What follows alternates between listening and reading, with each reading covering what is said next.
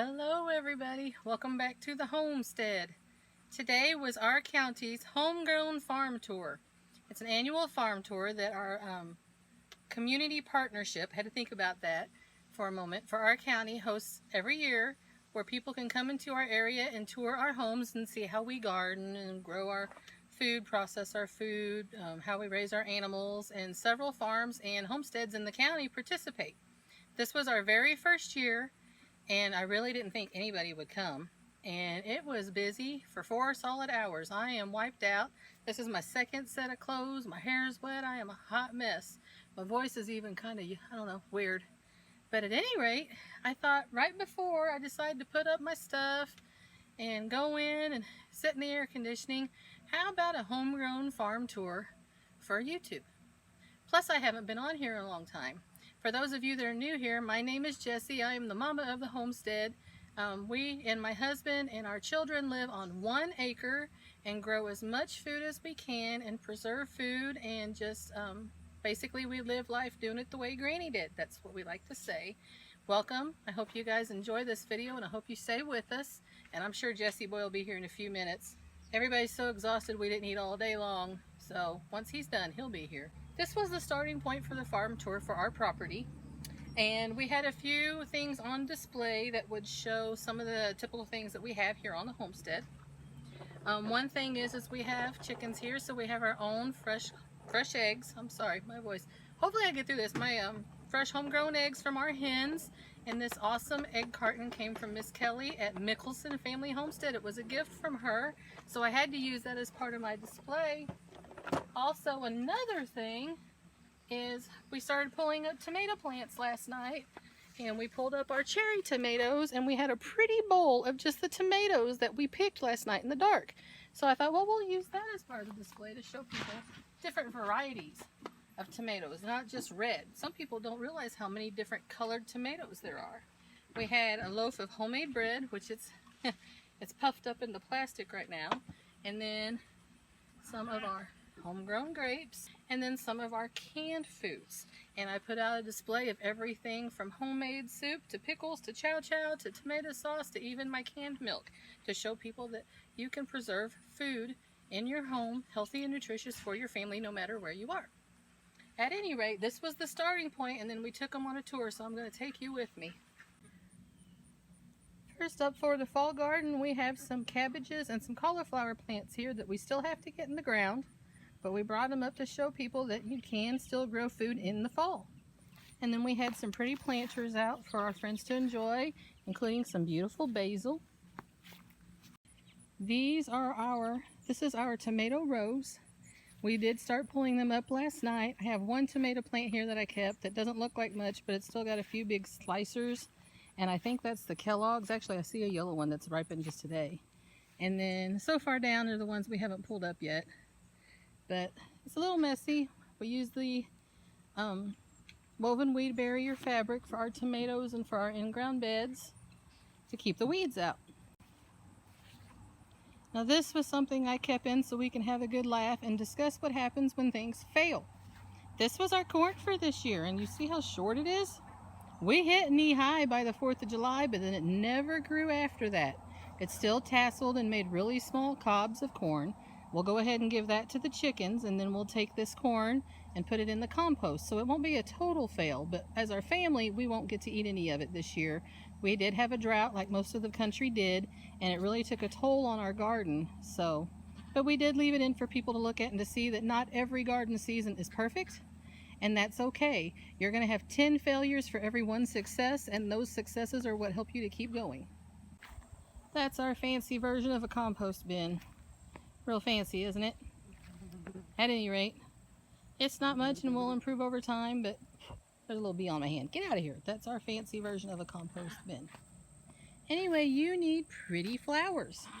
You want to bring in those pollinators to take care of all of your vegetable plants and make things beautiful and enjoyable. Look, there's a little swallowtail. Hello. Pollinators are very important. Always plant flowers for your garden. Here's some of the tomato plants that we have left. They're not much to look at right now. We've been pulling some of the green ones A lot of it's going to the chickens, and that's fine. We'll get eggs out of it. It's not a total loss. But between the drought and between my health and everything stunting, it just wasn't a good year for tomatoes. So these are all coming out. It's getting cleared off, and we're going to plant some stuff for fall. We do use molasses tubs, cattle tubs, for some of our planting. I have a few examples by the greenhouse. This is Miss Pepper. She's the reason our flowers are so pretty. We use primarily rabbit manure as our fertilizer for our gardens. We also had some of our 2-month-old pullets on display. Hoping they're all pullets, but they're youngsters, teenagers, for anybody that wanted to see the chickens. Plus they're cute, so why not share them? Right, Miss Peppa? Hey, she's not gonna let me pet her. Next we have a man in orange here. This is not native to your area, but it is native here to our county. He's all pretty in his bright orange. He almost outshines the flowers. Right? That's why I'm here. That's why you're here, make everything pretty. Yep. At any rate, here's our grapevine. We have harvested most of the grapes from it. There are some grapes down on the end. Oh, Mama Hen made it back in, Dad. She's trying to get to her babies on the outside again. Good gravy. We still don't have our chicken barn, and we still don't have that back area done yet, but it's in the plan, it's in the works, Lord willing. These are some of the herbs. They're a little sad for end of season, but here they are. Some of them need harvested.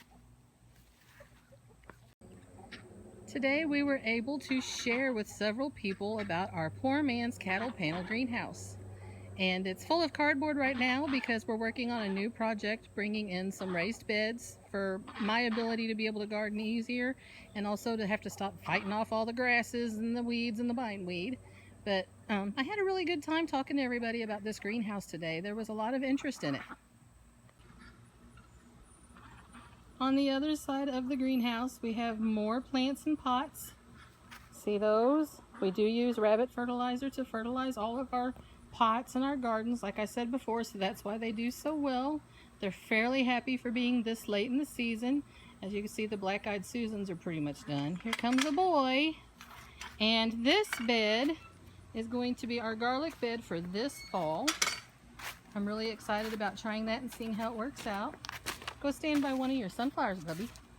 And thanks to Jesse Boy, we have sunflowers here on the homestead. Here's how tall he is. And here's how tall that one is. That's a mammoth sunflower. And thankfully we were able to have a few this season because I wasn't up to planting my usual stuff. And so I got help from this good guy right here. This vacant area that you see that Jesse Boy's walking through are old garden beds, and they're all pretty much tore out except the peppers. And sooner than later, don't know exactly when, but hopefully soon, we're going to be putting in raised beds here. We're not 100% sure on the size. My husband is thinking about 8 feet by 4 feet, but we really don't know for sure till we get to measuring and seeing how everything lays out well. But I am going to love this. I think it's going to be aesthetically pleasing in the garden, and it's going to be easier for me to maintain. And I'm really excited about just coming out in the summer mornings when it's still cool and just enjoying how beautiful this is going to be. So you got to just kind of dream and visualize here. It doesn't look like very much right now, but I'm really looking forward to how this is going to be, especially for the next growing season. And this is the jewel of the entire garden. The only reason I had any joy in the gardening season is our little Zinnia Row. We call them zinnias. And it's been so pretty and such a blessing and just a miracle that we were even able to grow this, as I lost all my seeds out of this row twice to the chickens. Had to seed it a 3rd time, and here they are, and they are just beautiful. They're full of hummingbirds. They're full of butterflies. They are just oh, I'm so happy to have them, and happy to have all the seed that comes with them. And that's it. A very short garden tour, but that's what we had going on the homestead. Okay, everybody, that's it for today. Thank you for joining us. Hopefully we're going to get back on track soon, especially in September. We've got lots of canning to do, and we just appreciate everybody's support. And thank you so much for getting us up to 1,000 subscribers. I never thought we'd see that day. Thank you, thank you. Anyway, Jesse's going to take us out. Psalms 34 verse 8, O taste and see that the Lord is good, blessed is the man that trusteth in him. And do what you can right where you are. Till next time.